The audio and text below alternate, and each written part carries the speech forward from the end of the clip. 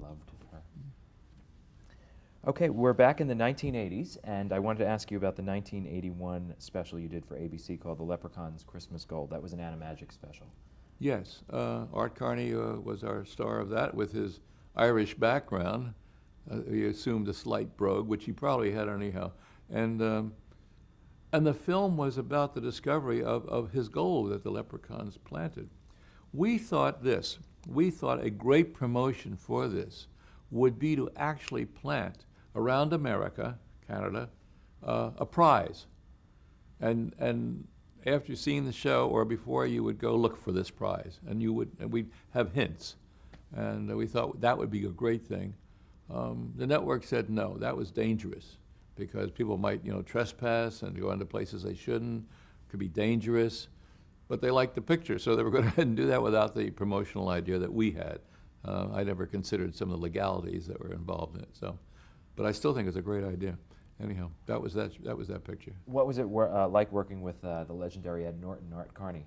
Obviously, he was very different from Ed Norton in this. Oh, but, yeah. I mean, yeah. Were you a big fan of the Honeymooners? So Oh, you knew his sure. work And Art Carney is, a legend of his own, starting with the Honeymooners, but he's also an excellent actor. Excellent. Again, very successful relationship. Yeah. And was the character again physically based at all on him? Was it written no. for him?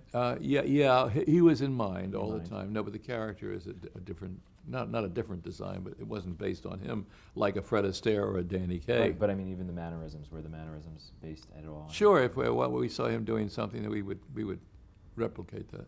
Okay. And in 1983, you worked on a special, again an animated special, of the popular NBC Saturday Night Live skit, The Coneheads. Yeah. So can you tell me how that came about? Now that seems like a different type of source material for you to be working with. You were so used to working with children's material and children's songs and legends, and here's a more adult skit that you're doing an adaptation of.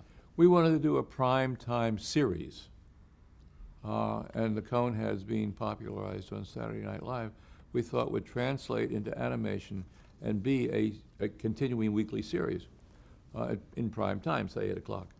So we made that picture with that in mind. So that was just a half-hour special for NBC at first? Yeah. Okay. And NBC liked the special but didn't want to do a series. And that was that. Now that was written, obviously, by some of the SNL writers, Al Franken and Tom Davis, as well. Yeah. So how was that working with them in terms of who did what? Obviously the characters already existed, but you needed to translate them into animagic characters, right? Well, that was. Oh, I'm sorry, animated characters. Yeah. Well, they had strong opinions about how it should be done in a written sense, and of course we acquiesced to them because they had done the originals. It's difficult to argue with someone who really knows the characters they invented to persuade them. But in animation, you have to do this and that, which of course we did. But the script is basically theirs. And Lorne Michaels was also an executive producer because of his SNL connection. Yeah. So was that a little bit less hands-on than it normally was for you working on shows? No, once we started, after the script was written, we did what we wanted to do. Okay. In terms of the actual physical animation. Yeah. Can you talk about working with some of the cast, Dan Aykroyd, Jane Curtin, and Lorraine Newman? Well, since they were doing their characters, again, they knew what they were doing. That's what requires very little direction, except to say, now we're going to do this in animation. I'd like you to speak louder or whatever, etc. when you do that next line. But they were in character from a long experience doing the parts before. How did it come about that you became, I know you were interested in doing something more adult, but I mean, were you specifically a fan of the skit when it came about? When you were approached or knew that was an opportunity, was that something that was a favorite? Oh, yes, and it's very animatable, too, because the characters, with their strange look and so forth. Okay. In 1985, you did a special, The Wind in the Willows, based on the Kenneth Grahame novel. Can you tell me the premise of it, and then about working with Charles Nelson Riley and Roddy McDowall, some of the voice actors in it? That was part of our agreement with ABC that we were provided with them with X number of programs. We had suggested a mystery of King Tut, which we had already written the script on. I liked that property very much. We went to their then head of programming, and I must tell you I forget his name. And he said, well, let's have a wonderful children's story instead. Okay. Wind in the Willows, how's that? Oh, yes, I love Wind in the Willows. So we did that. And is it a faithful adaptation of the novel in terms of the storyline and Mr. Toad and his quest and all that? Not saving him from the danger. word faithful, no, but it follows the story. The interesting part of it is a designer that we hired in Great Britain because we wanted a different look. We were getting a sameness in our films, and he designed the characters and the backgrounds. So this is a rare case where you hired an Yes, outsider yes, designer? and almost never did that, but it was very successful And because of the who design. was that designer? Do you remember? No. Can you talk about some of the actors? Now, obviously, again, when you talk about people with very well-known voices, Charles Nelson Riley and Roddy McDowall. Well, Roddy had worked for us in something else.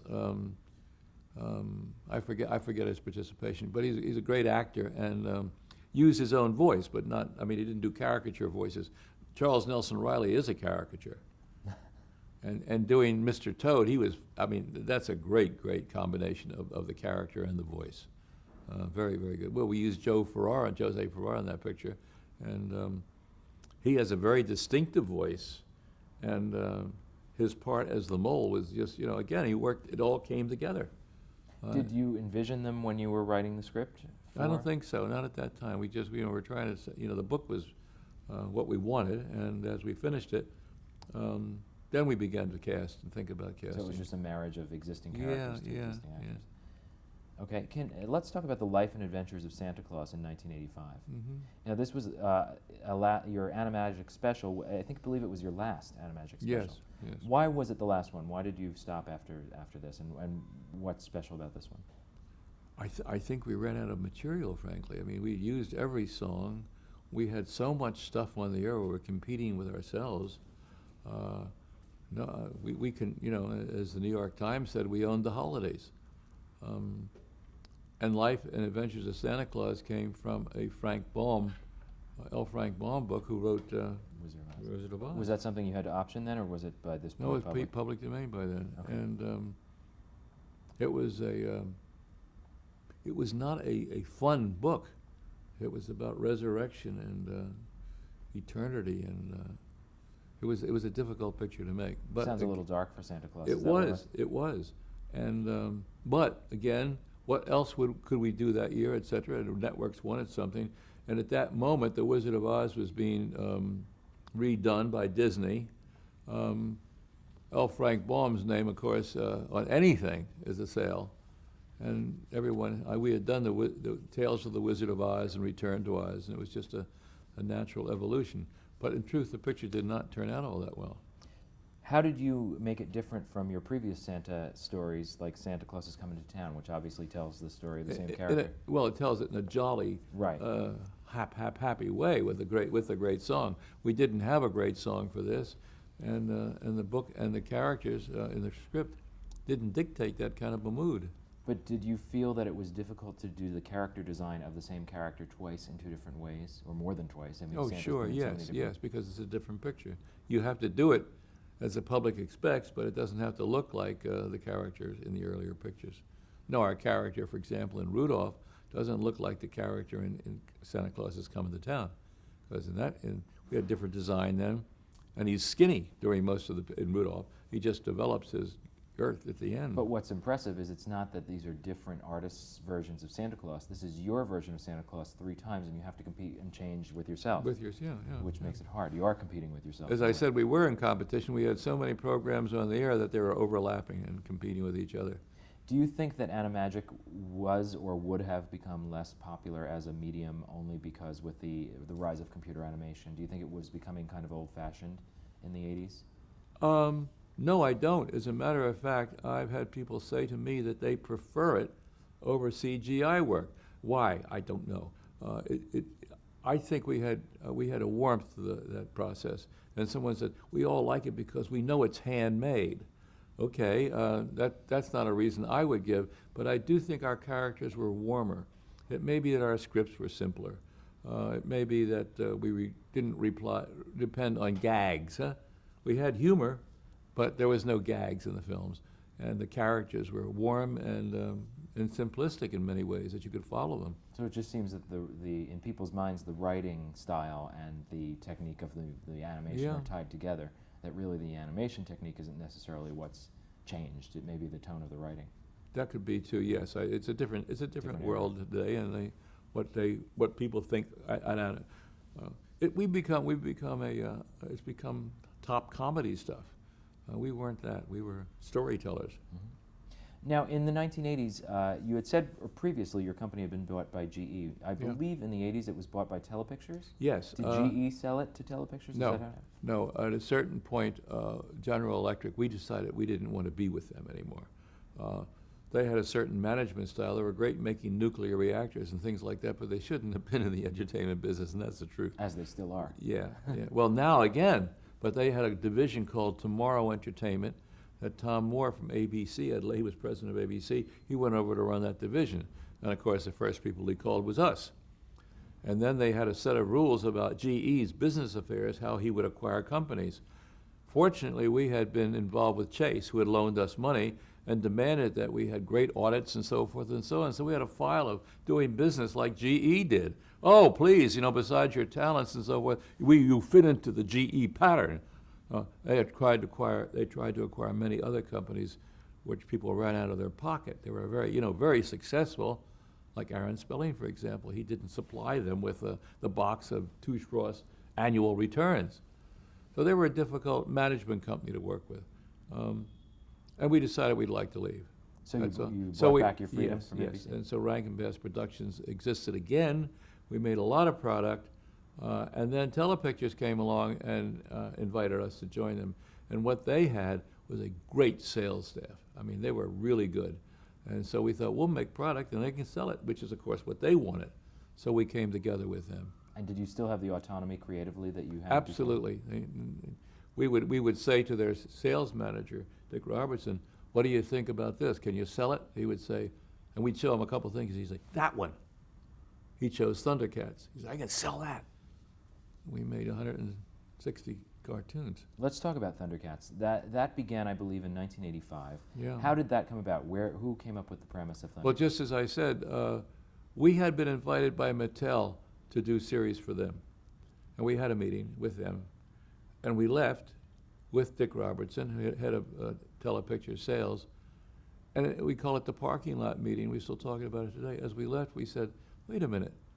We produce, you sell. We'll find a property, right? Yeah. Why are we doing this?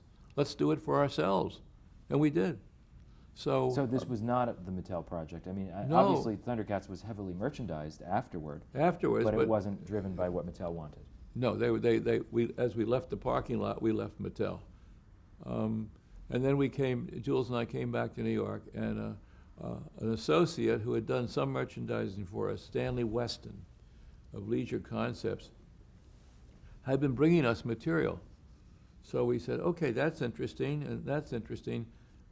Let's get Dick in here. So Dick, here we have this property and that property and that property that are all merchandisable because Weston knows how to do this. So which one do you like? And that's when he said, Thundercats, I can sell that. But who created Thundercats in terms of when these were being put on the board as options? Who's There was a toy inventor who had already made one of the characters, Lion-O, and by twisting his head, his body lit up. We thought that was a neat idea. And that was it. So we bought that from him and then created the series. So you created all the other characters yourself? Yes. Who designed those, the other characters? Would that be you? No, that wasn't me. We wrote them, and we did basic drawings in New York and in our studio, and then they were translated by our Japanese staff, which at this point had been with us again all their lives. There's a good story about that. I'll bring it to. And they then translated them into action figures, and probably this is the first influence of anime. I was going to ask you that because obviously this is a departure for you in terms of these are 5 muscular action figure heroes, which is not normally what your company had been doing, and they do represent a lot of the Japanese action anime style. So now your Japanese animation staff, these are not Americans living in Japan. These are Japanese people. Absolutely. So did you have language barriers in terms of dealing with them, or how did you work with that staff? I had a little Japanese, but I always spoke to them in English, so I would never be misinterpreted. And I had, and this is a good time to tell this story, I was making a picture, Frosty the Snowman, and there we had contracted that out to one of the smaller studios in Japan. And while I was looking at rushes, a voice in back of me was talking to me in English, in very fractured English. The lights came on, I turned around, there was an 18-year-old kid sitting there talking to me in English. So I said, "Where'd you learn English?" She said, "I have a friend I went to high school with." And so I said to my senior management in Japan, I had senior men managing our business over there, I said, "Hire that kid." And they said, "No, he's too young, we don't want him, we need him for it." I said, "Have him just hang out with me. Let him, drive the car, let him take me places and things and talk and interpret when I need it." You're paying it forward from those Radio City days. Yeah, right. And he did. His name is Masaki Izuka, and Masaki is today president of the company. Isn't that a nice story? Wow, that's a great story. Yeah. He's a he's my son. Without a legal adoption, I've adopted him and he's adopted me, and we're as close as father and son. So it's been an international family business, basically, which is hard to do. Okay. So now you're saying that the Japanese studio helped you refine the designs for Thundercats. Yes, and did much of the molding for the figures in their style. And now, in terms of storylines, what kinds of storylines would the show tell, and why those types particularly? Well, of course, we invented the beginning of the exodus from their planet, where they came from, and why they were as they were, because that's what their planet's people looked like, and they were trying to find a new world before their planet disappeared. And arriving in the new world, they had to build their own society, and they had antagonists and so forth. Instantly, we had antagonists for them that were trying to get rid of them, and they were trying to survive, and the stories were based on that. Were there social themes in the show that were intended to be related? Yes. As a matter of fact, every episode had a message hidden, but at the end of the program, and we had a child psychiatrist working on the show who would advise us. Okay, in this script, here's what you can do that, because they'd read the script and say, if you just change that, then we'd have a message as to how group action is good. Make friends. When you want to do something, have people support you and being kind to them. In some simplistic, juvenile way that would guide them hopefully into their actions. And would that same advisor's advice be the stuff that went into the educational guides and tie-ins that I believe were created for that show? Yes, of course. Okay, so is that a first for like an animated syndicated series to provide that kind of educational? We hope material? so, and again, stations have to do this to get their license. They need some public support, and that was part of the attraction of this series for the stations, not for the audience, because the audience didn't know there was a message in there until they were told that at the end. Right. No, they just liked the program. I'm amazed at how popular that program was. And Warner Brothers has just released the full 100. We did it twice, 65 and 65. That was the highest rated show in syndication for many years. And they've just released 160 episodes. Now, in terms of the voice casting of that show, I always noted when I was watching it that one of the voices, I don't know if it was Earl Hyman's or whose it was, sounded kind of noticeably African American. Is there like a reason? Was there any kind of racial component to Thundercats, or No. But Earl Hyman is a great black actor. He was driving Miss Daisy on Broadway. He came to me in Bermuda to play the police chief in one of the films I made there, and just did a great job on the part. If there was any intonation of an African voice or an African American voice, it was Earl Hyman brought it with him. But he didn't speak that way. I mean, that wasn't his right? It was jargon. a character voice. Yeah. Now, in 1986, you began producing a similar animated series. I say similar because of the educational tie-ins and just the way it was an animated syndicated series called Silverhawks. Yes. How did that series come about? Now, was that, this was a year later, so Thundercats was already a hit and you had more leeway to pick another vehicle, or how did Exactly. No, again, Telepictures that we had allied ourselves with at that time wanted more of the same product because we were all getting, it was doing extremely well, and everybody was making a profit from the film. So let's make more of this. Well, we didn't make another 65 episodes of Thundercats because they were still running. We couldn't compete with ourselves. So Silverhawks, we invented that story, and that's as you know, invention, pure not from a total toy, invention, not based on anything. Okay. And what was its premise? That the that their characters were half robotic and half human, and could exist in space and fight the bad guy again. And now this show particularly had an educational component in that you would have interactive elements at the end of every episode with a quiz on astronomy. Or Yes. So this is a little bit more deliberate in terms of educational. Is there a reason why, was that a requirement when you were doing the second show? No, it worked so well with Thundercats, we thought we'd continue in the same thing, because people were happy, the stations were happy programming it. We got good reactions from that, from educators and so forth. And, I mean, we were doing the right thing at the right time. Okay. Now, in 1987, you began producing the animated series, The Comic Strip. Mm-hmm. What was that series? How did it come about? It was segmented because we were looking, again, for more material we were still in high demand in that area, and we began putting that together with characters that we liked. In other words, Jules liked the Frogs, because the musical group.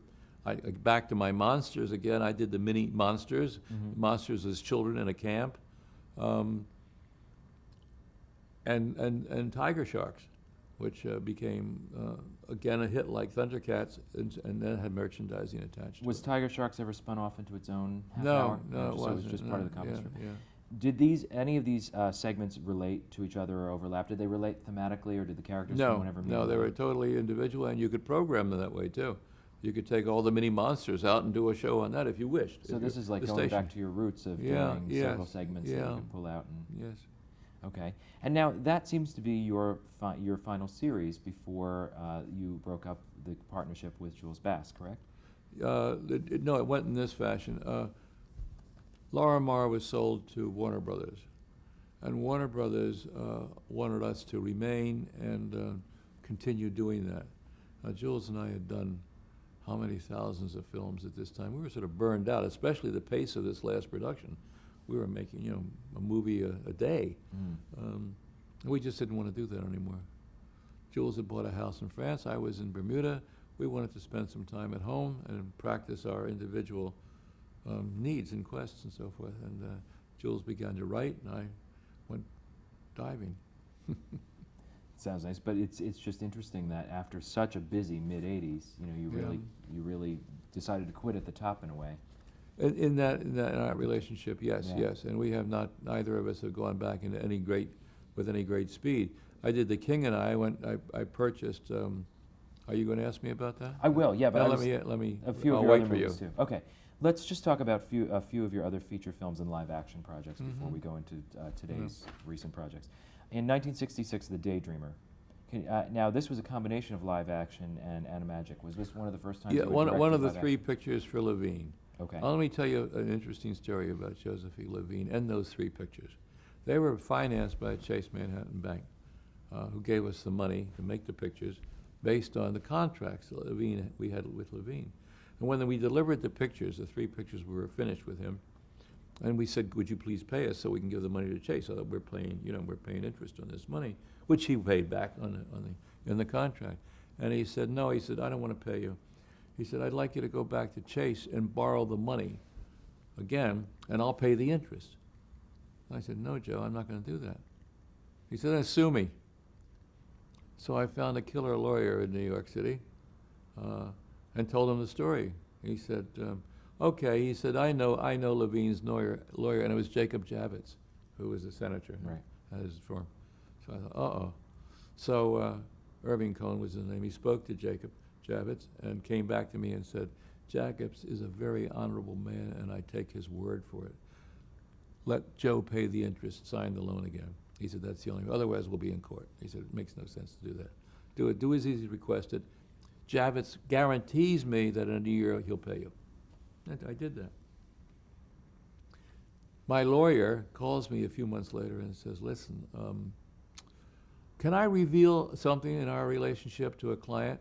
And I said, "What do you mean?" He said, "I have a client who wants to make the same deal with Joe Levine that you did on a pickup basis, and I'd like to reveal to him what happened to you to make sure that he knows this, and maybe he won't make the picture."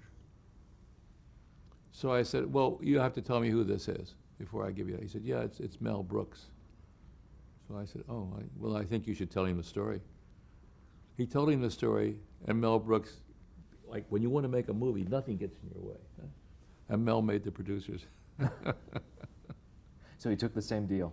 Took the same deal, and Joe used the money he owed me to make The Graduate. So. Did you ever get your money? Oh, yes, he did it at the end of the year. My lawyer said to Jacob Javits, you told me this was going to happen, you promised me this, I want it. And of course, he was right, and Javits said, yes, of course, I did tell you that, and said to Levine, pay the money, no matter how you get it. Can you tell me, how did you use live action with Animagic when you did make The Daydreamer in 1966? I mean, was that a challenging process? Had you done live action Animagic? I'm trying to think of the timeline when we've other shows. No, we hadn't. That was it. We invented that. Well, that was a Hans Christian Andersen background. We used all of his little stories, and then fictionalized his young years, whereby he daydreamed these stories and eventually, as an adult, wrote them. That was the story. So we used Hans Christian Andersen both as a boy, Paul O'Keefe, who at that time was co-star of the Patty Duke Show, to play Hans Christian Andersen, and then did him in Animagic also. So the live action was the frame story, basically. Yeah. And that had an amazing cast. They were mostly voice performers, I believe. Yeah. Ray Bolger, Margaret Hamilton, Haley Mills, Burl Ives, Tallulah Bankhead, Victor Borga, Ed Wynn, Patty Duke, and Boris Karloff. That's some cast. Big cast, huh? Yeah. Can you tell me about Rudolph and Frosty's Christmas in July in 1979? Now, what were the challenges of bringing Animagic characters to the big screen?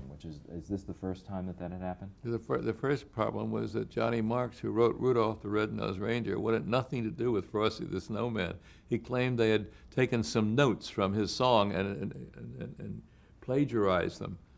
Anyhow, I convinced him that was that was another story, and could we please do this? And I want to license Rudolph the Red-Nosed Reindeer for this, and I had already gotten Frosty the Snowman.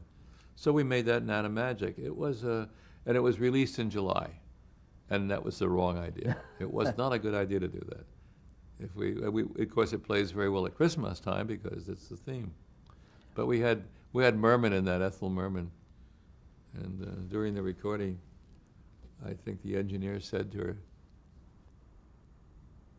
"Listen, could I have a little more presence?" And she said, "You want me to give you presents? You know who you're talking to."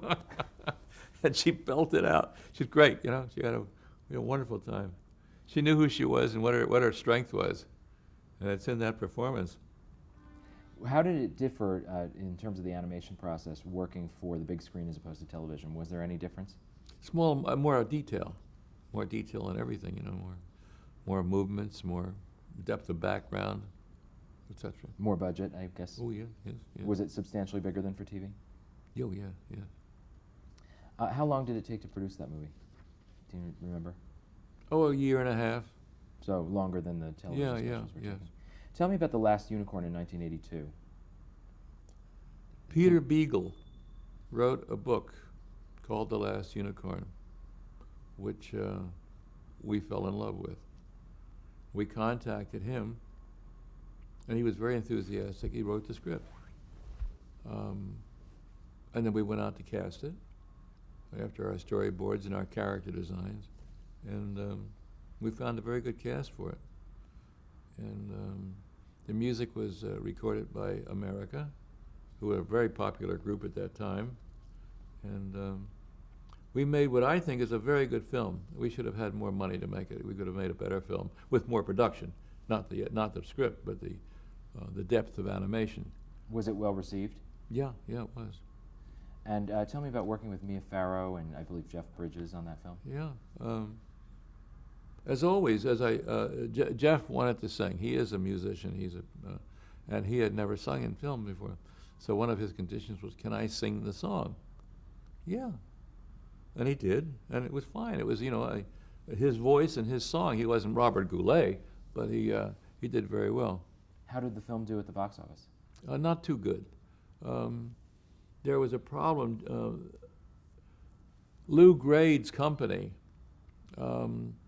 financed the film, and they were to release it through Universal, and they were all set to do that. And then somehow Lou Grade and Universal came apart, and they released it themselves, and they weren't set up to be a releasing company. It's too bad. It hit all the major cities, and the best review I ever had was Janet Maslin in the New York Times, who raved over this film, just loved it, as many people do. It's a good film. I mean, I'm proud of it. It's a very good film. Great. Well, we'll take a break and we'll come back. Okay.